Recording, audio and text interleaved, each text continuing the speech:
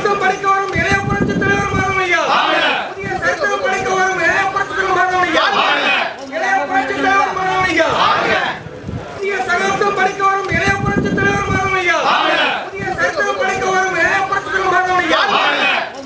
மறைந்த முன்னாள் முதலமைச்சர் ஜெயலலிதா அவர்களோட அண்ணன் மகள் தீபாவோட கணவர் மாதவன் புதிய அரசியல் கட்சி ஒண்ணு தொடங்கியிருக்காரு. தன்னோட மனைவி தீபா தொடங்கிய எம்ஜிஆர் அம்மா தீபா பேரவையிலிருந்து விலகிய மாதவன் தன்னோட ஆதரவாளர்களோட தீவிர ஆலோசனை மேற்கொண்டு வந்தாரு. இந்த நிலையில இன்னைக்கு மாதவன் ஜெயலலிதா எம்ஜிஆர் சமாதிக்கு வந்து அஞ்சலி செலுத்தினாரு. ஜெயலலிதா சமாதியில வச்சு கட்சி பெயரையும் கொடியையும் மாதவன் அறிமுகம் செஞ்சாரு. அதுக்கு எம்ஜிஆர் ஜெயலலிதா திராவிட முன்னேற்ற கழகம் அப்படின்னு பெயர் வச்சிருக்காங்க. தமிழக அரசியல்ல ஏற்பட்டுள்ள வெற்றிடத்தை நிரப்ப தான் சரியான ஆள் அப்படின்னு மாதவன் சொல்லியிருக்காரு. இரட்டை இலை சின்னத்தை மீட்பதாகவும் மாதவன் சபதம் ஏற்றிருக்காரு. இன்னைக்கு என் கட்சியை துவங்கி இருக்கிறேன். எம்ஜிஆர் ஜே திராவிட முன்னேற்ற கழகம் கட்சியோட பெயர். இதோட சுருக்கம் வந்து எம்ஜே டிஎம்கே. இந்த கட்சி துவங்கக்கூடிய காரணம் என்னன்னா, புரட்சி தலைவி அம்மா இருந்த வரைக்கும் இந்த கட்சி துவங்கணும்னு சொல்லி ஒரு எண்ணம் கிடையாது. கண்டினியூஸாக 2 வாட்டி வந்து அவங்க சீஃப் மினிஸ்டராக இருந்திருக்காங்க. அதனால் அவங்களுக்கு ஆப்போசிஷன் கிடையாது. எதிர்கட்சியே இல்லாத ஒரு சூழ்நிலையில் அம்மா வந்து புரட்சி தலைவி அம்மா வந்துட்டு தமிழ்நாட்டில் வந்து சீஃப் மினிஸ்டராக இருந்திருக்காங்க கண்டினியூஸாக. அவங்க இறந்துட்ட அப்புறமா பதவிக்கோசரமோ பொறுப்புக்கோசரமோ சண்டை போட்டுக்கிட்டு இருக்காங்களே ஒழிய தமிழ்நாட்டு மக்களுக்காக தொண்டர்களுக்காக இவங்க வந்து உண்மையாக இருக்கிற மாதிரியே தெரியல.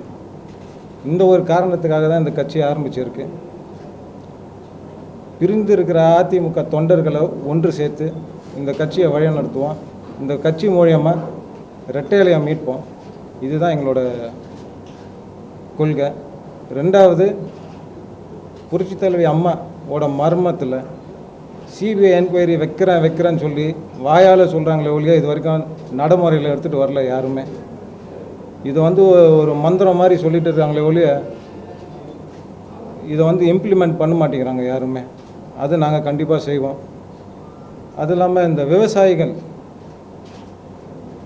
அவங்களுக்கு நடக்கிற இந்த கொடுமையெல்லாம் பார்த்து பொறுக்க முடியல. அவங்களுக்கு வந்து தோளோட தோள் கொடுத்து அவங்க கூட நாங்களும் பயணிக்கணும், அவங்களுக்கு உண்டதெல்லாம் செஞ்சு கொடுக்கணும்னு சொல்லி ஒரு எண்ணம் எங்களுக்கு இருக்குது, எங்கள் அமைப்புக்கு. 2வது, இந்த இந்தியாவில் இந்த நதி நீரெல்லாம் ஒன்று சேர்க்குறதா பேசிக்கிட்டு இருக்காங்க. முதல்ல நம்ம தமிழ்நாட்டில் ஒன்று சேர்த்தாலே போதும். அதுக்கப்புறம் நம்ம இந்தியாவை பற்றி அப்புறம் யோசிக்கலாம். அதுக்குண்டான இனிஷியேட்டிவ் ஸ்டெப்ஸ் எல்லாம் நாங்கள் எடுப்போம். அது இல்லாமல் எளிதில் அணுகக்கூடிய ஒரு தலைமை இருக்கும். இங்கே யார் வேணாலும் எப்போ வேணாலும் யாரையும் சந்திக்கலாம். ஆடம்பரம் இல்லாத ஒரு அரசியலாக இருக்கும், எளிமையான அரசியலாக இருக்கும். பெண்களுக்கு 100க்கு 100 பாதுகாப்பு கொடுக்கப்படும். புரட்சி தலைவி அம்மா இருந்தபோது எப்படி ஒரு பாதுகாப்பு இருந்ததோ, காவல்துறைக்கு எவ்வளோ சுதந்திரம் இருந்ததோ அதே மாதிரி இருக்கும். எந்த ஒரு மாற்றமும் இருக்காது. மேற்கொண்டு மேனிஃபெஸ்டோ வந்து எங்களோட மாநாட்டில் வந்து வெளியிடுவோம். இல்லை, இது அறிவித்து 30 நாளுக்குள்ளே பதிவு பண்ணணும். இனிமேல் தான் பண்ணணும். ஏற்கனவே நிறைய மாவட்டங்கள் சுற்றுப்பயணம் போய் கிட்ட 5 மாவட்டங்களில் வந்து பொறுப்பை நான் போட்டிருக்கேன். அதாவது பேர் அறிவிக்கிறதுக்கு முன்னாடியே மேற்கொண்டு இது தொடர்ந்து எல்லா மாவட்டத்துக்கும் சென்று உறுப்பினர் சேர்க்கை நான் கட்சி பேர் இல்லாமல் ரிஜிஸ்ட்ரேஷன் எல்லாமே பண்ண முடியாது. அது வந்தோன்னே உறுப்பினர் சேர்க்கை ஆரம்பிப்போம். இந்த அரசியல் பின்புலம் இல்லாமல் இந்த கட்சியை இப்போ ஆரம்பிச்சிருக்கீங்க. ஏற்கனவே ஆயிரக்கணக்கில் கட்சிகள் இருக்குது. ஒரு 125 ஆண்டுகால பாரம்பரியம் உள்ள காங்கிரஸ் கட்சியை தமிழ்நாட்டில் கால உணவே முடியல. ஒரு தொகுதியில் கூட ஜெயிக்க முடியல. எந்த நம்பிக்கையில் அந்த கட்சி ஆரம்பிச்சிருக்கு? மக்களோட ஆதரவுனால தான், மக்களோட விருப்பத்தினால தான். புரட்சி தலைவி அம்மாவோட வழி நடத்தி அவங்களோட வழியில் மக்களை எடுத்துகிட்டு போனோம் தான்.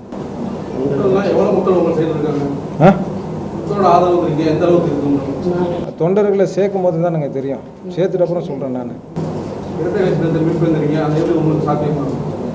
ஏன் சாத்தியமாகாது?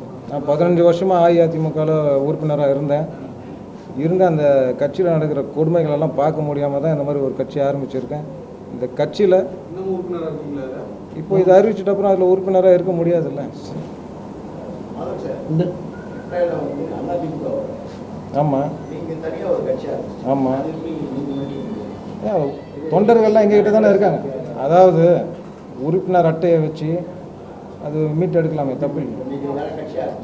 ஆமாம், ஏன் முடியாது, பண்ணலாமே.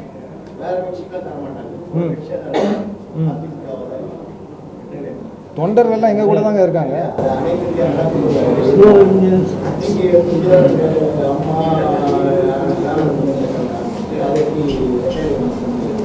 அனைத்து இந்திய அண்ணா திராவிட தொண்டர்கள் தான் எல்லாருமே, நாங்கள் எல்லாருமே அனைத்து இந்திய அண்ணா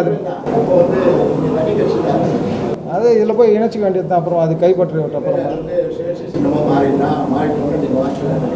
அப்படியெல்லாம் கிடையாது, கண்டிப்பாக கிடையாது. கட்சியெல்லாம் ஆகிடும், தொண்டர்கள்லாம் வெளியில் வந்துட்டேன். கொள்கைகள் இருக்குது, மாநாட்டில் வெளியிடுவேன்.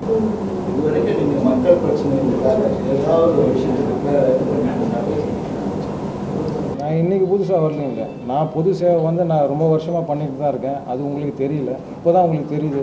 மாதவன்னு உங்களுக்கு இப்போ தான் தெரியும். இப்போ அந்த வெள்ளம் வரும்போது சென்னையில் இருக்க மொத்த இடத்துலையும் நான் டெய்லி அவங்களுக்கு தேவையானதெல்லாம் பண்ணியிருக்கிறேன். பொது சேவையில் நான் ரொம்ப வருஷமாகவே இருக்கிறேன்.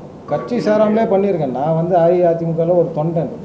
அஇஅதிமுக சார்ந்து தான் நான் எதுவும் செய்யணும்னு அவசியம் கிடையாது. ஒரு இண்டிவிஜுவலாக கூட நான் செய்யலாமே. இங்குள்ள அரசியல் சூழ்நிலை அதிமுக வந்து 2 முறையாக பிரிந்திருக்கிறது.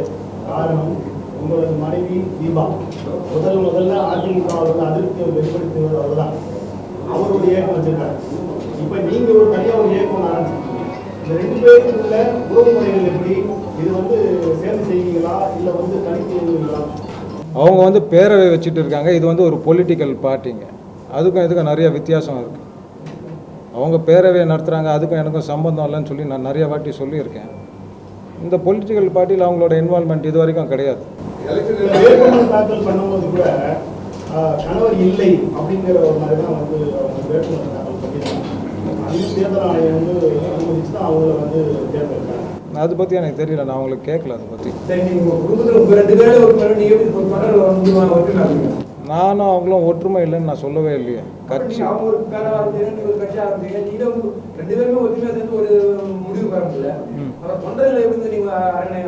அவங்களோட முடிவில் நான் தலையிடுறதே இல்லை. எப்போவுமே அவங்களோட முடிவுக்கு நான் மரியாதை கொடுக்குறேன்.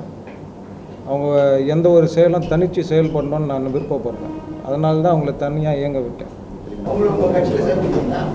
அவங்க விருப்பப்பட்டால் தாராளமாக வரலாம். ஸோ அதிமுகவில் வந்து டிடிவி தினகரன் வந்து நான் விலகிட்டேன் அப்படின்னு சொல்லிட்டாரு. இப்போ அவரை வந்து அணுகி என்னுடைய இயக்கத்தில் சேர்த்துக்கங்க அப்படின்னு ஏதோ ஒரு பேச்சுவார்த்தைலாம். புரட்சி தலைவி அம்மாவால் நீக்கப்பட்டவங்களும் ஒதுக்கப்பட்டவங்களும் எங்கள் கூட வந்து இணைய முடியாது. அவங்களோட கொள்கை தான், அவங்க வழியாக தான் நாங்கள் வரோம். புரட்சி தலைவி ஒருத்தவங்களை ஒதுக்கி வச்சா அவங்கள அடிப்படை உறுப்பினர்லேருந்து யாரெல்லாம் நீக்கப்பட்டாங்களோ அவங்களுக்கு இங்கே இடமே கிடையாது.